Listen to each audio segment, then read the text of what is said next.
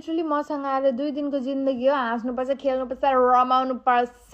अरे ए हो र तो मेरो भाग्यमा भगवानले त्यो भाग्य लेख्ने दिन लेख्दै लेख्नु भएन के, छुटाउनु भएछ, बिर्सिनु भएछ, भुल्नु भएछ, आई डोन्ट नो, तर त्यो लेखेन के मेरो भाग्यमा, लेखिएन। लिटरली म कुनै कुरामा खुसी हुन्छु भनेर जान्छु, म अब ल म हाँस्छु है भनेर म मनदेखि हाँस्यो भने म बिहानदेखि साँझसम्म रुनुपर्छ।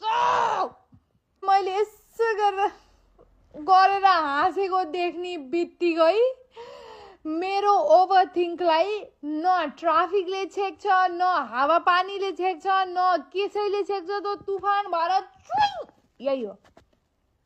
यही हो मेरो ओभरथिङ्क, खतम। Like literally that's the one, त्यही हो मेरो ओभरथिङ्क। यस्तो दौडेर आउँछ, यस्तो तुफान भएर आउँछ अनि झड्याक ओके आएको।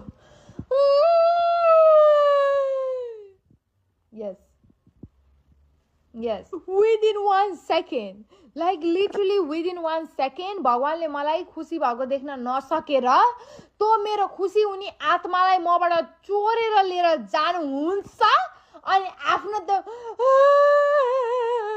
रुनी आत्मा, ओभरथिङ्क गर्ने आत्मा, चिड्डिने आत्मा, सबैसँग लड्न खोज्ने आत्मालाई झड्याम स्वाहा। बरु फेक हाँसेर गरे भने बरु मलाई थाहा अब म रुन्न, किनभने म फेक हाँसिरहेको छु, म मनबाट खुसी छैन भनेर। यदि म मनबाट